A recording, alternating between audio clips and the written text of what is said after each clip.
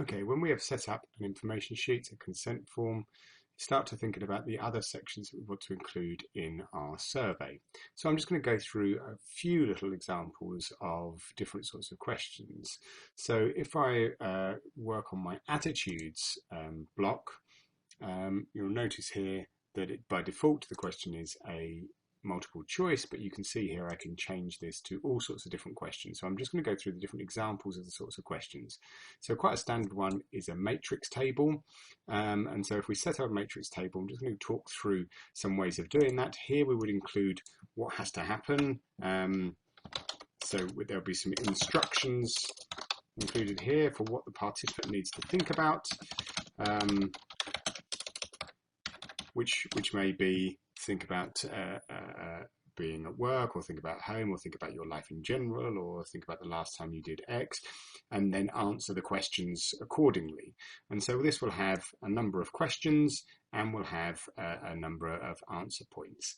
So just to reiterate a number of features here, so what we can do in terms of the scale points is if we click on automatic scale points, you'll notice here that there's all sorts of different standard ones. So if we had some attitudes towards certain things, we might have, do I agree or disagree with them? Now, one thing you'll note is that there are 7 points here, but we can change these to a 5 point, a 7 point, or even more than that. But if I just stick with a 5 point, what you'll also notice is that disagree is on the right and agree is on the left. That is also changeable if I just click on reverse order.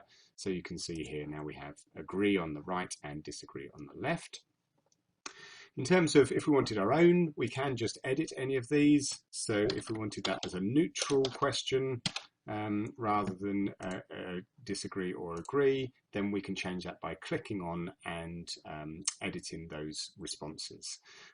So everything is generally clickable, and you'll notice that even when it's clickable, we can change where these are. We might be able to remove it, etc. You could even put a graphic for each of these if you wanted to, if you're working with, for example, younger children, you want these to be as smiley faces, for example. In terms of the actual statements, we can just type them in here. So this would be our first statement, and we can go through those and type them in. An easier way is to work up here. If we look on the top right, is where we can edit multiple questions. So this is statement 1. So these would be written as statements. Normally we wouldn't number these because I'll be recommending randomizing these questions. So we can see here we have a number of statements which they would answer a question on. If you end up with quite a lot of questions, so I'm just going to hide that. If you end up with quite a lot of questions, you can repeat the headers so that people know what the headers are. And if you wanted to, you can add some spaces between them in that sense. So you can change these things around. Again, we can validate it. What I wouldn't recommend is forcing response for all questions. Generally, people get the option of not answering if they don't want to, but we can always request a response to certain questions if we want to. I'm not going to put that in for the moment. And the other thing that we can do here is change this. So I'm just going to call it attitude as a question. And we can, if we want to, it's good practice to perhaps randomize the order of these questions. And so on our settings, we can go into randomization and randomize the order of all choices. So they will always look like 1, 2, 3, 4, 5, 6 in terms of how they're presented in the data when we download it, but for each participant they're presented in a random order. So if I just go to a preview and note now that as I go through my survey, I consent to take part. Now here is my options. You'll see that these are presented in a random order, and if I did it again, that would be in a slightly different order. And you can see how they get one option for each of these as they go through the answers for these questions. And you'll notice on mobile, this will just be in drop-down questions, and you'll see that how people are responding to these questions, and it gives the actual answer response in there. So you can see how that looks on a web browser and on a mobile. So that's one way of doing attitudes, but there's lots of other forms of questions, and as I said, these blocks shouldn't just be single questions. We might have other questions. So just to go through a few different types here, what we might want to do is just rank some options. So again, this is a very similar style question, but here we would include some instructions for the question and how they should respond. So in this case, they will be ordering in the order of which they want. We can add items. So I'm just going to again put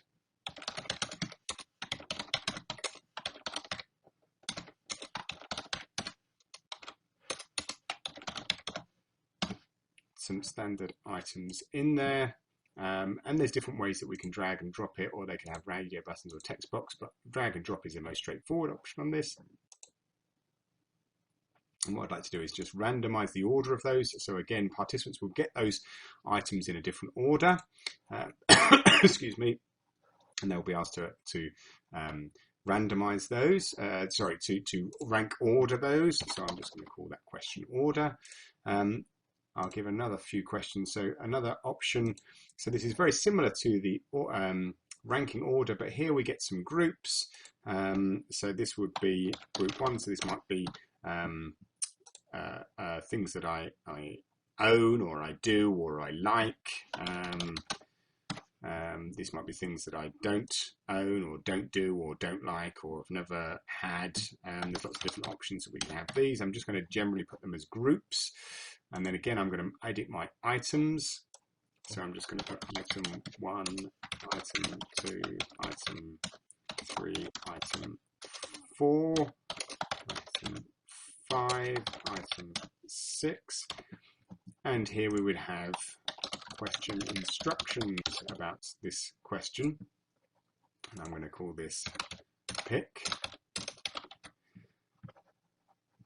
And we'll go through and look at how they get presented in a moment. I'm going to add another question below that question. There's a different sort of question. So we have a question which might just be a slider, and you'll see there's variations of sliders. They can have as bars, or as sliders, or even as stars. So if I just put some sliders, so here would be, again,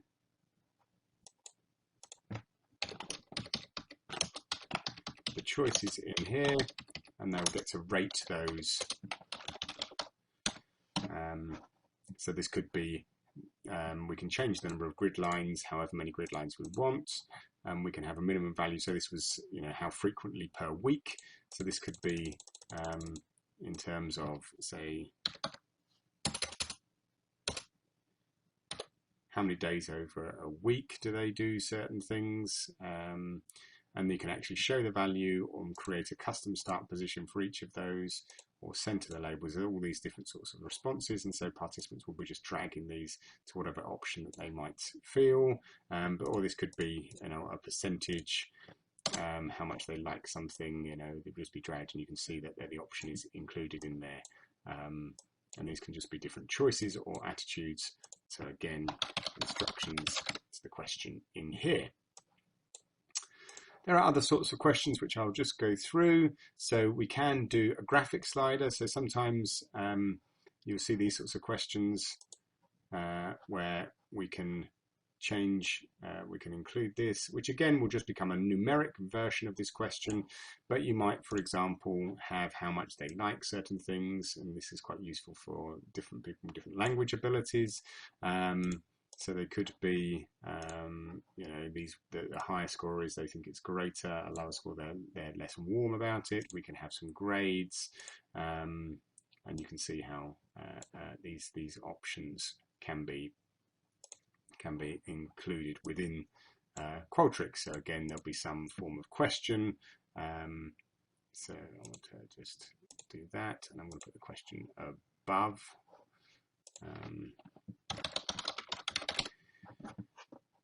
Instructions on here. So that's some different sorts of questions that we might have. What we could also do within this block is, in the block options, we can still go through and we can randomize all of those questions, or present some of those questions within that block. So I'm going to randomize the questions within that block itself. So each question is going to be randomized, and then I'm going to randomize the answers within those questions, so we get a full sort of randomized response within that section.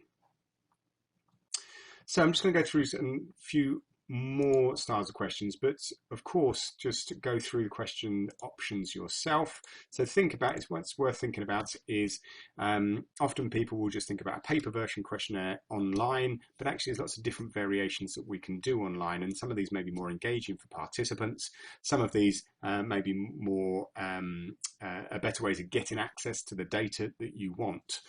So it's worth considering the sorts of questions that you might want to do and think about what is the survey about, what's the data you really want to get, and what's the best way to identify that.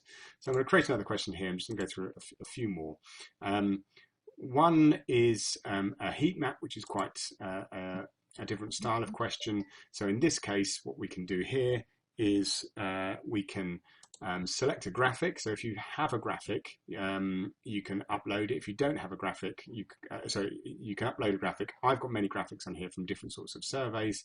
You won't have them by default, but but you can upload any graphic into the survey. So if I just include a graphic here, and you can say, if you're doing a survey around different parts of health or concerns, you could ask participants to point at the map or point at the image. This could be a map, it could be a photograph, it could be any kind of image, it could be a dinner plate, which point out the various sections. So again, you would put some instructions on here.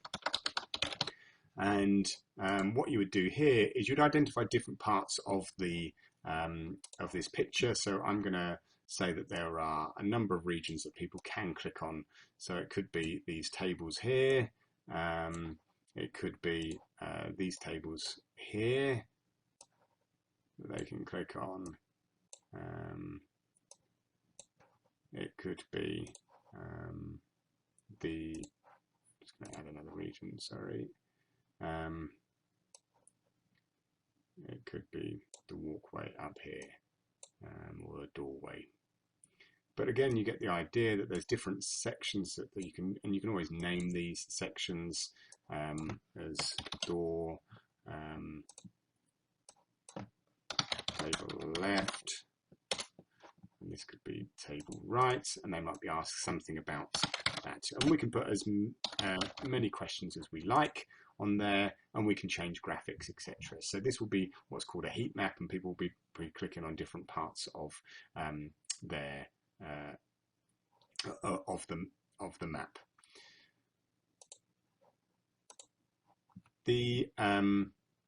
The last sort of question that I want to include in here, obviously there's some standard multiple choice, and we can put images within this, is just to show some variations on this. So if we wanted to include some images, we can include some graphics by clicking on the right of these, and you can start inserting graphics to each of those. So we could insert a graphic and people could click the options on those graphics. So if I just insert another graphic here, and then add another graphic here.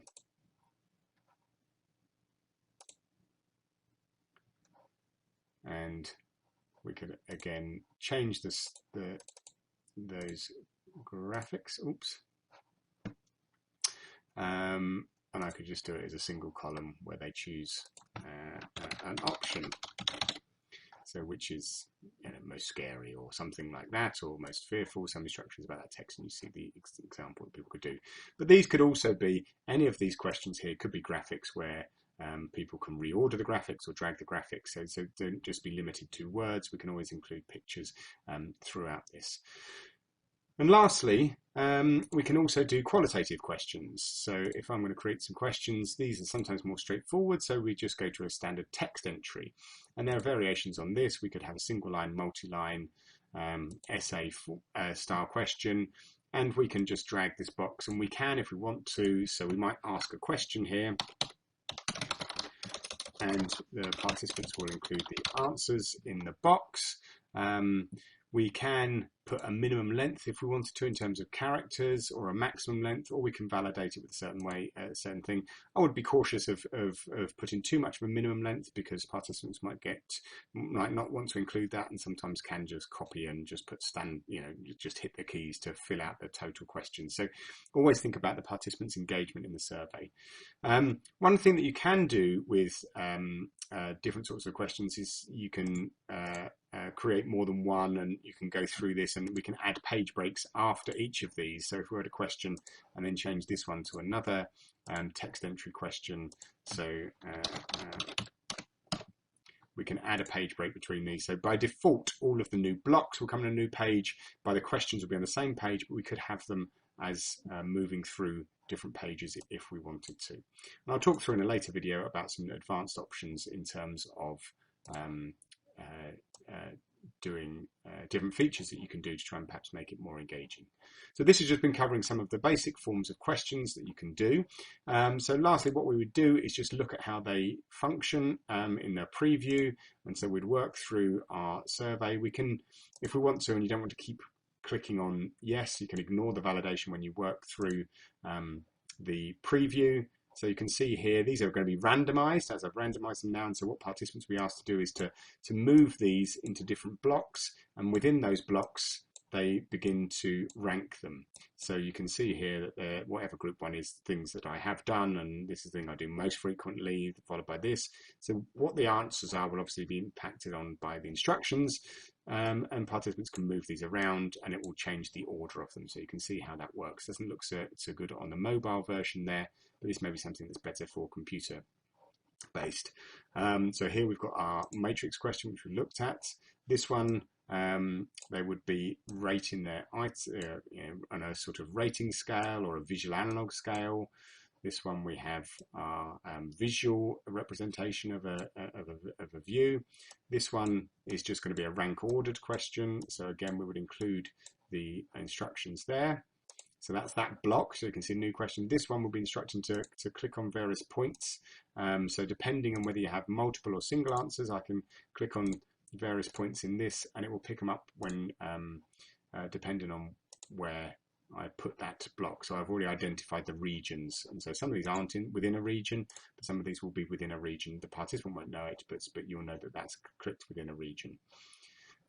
This one, again, I get to choose these images. So these just standard multiple choice with images this time.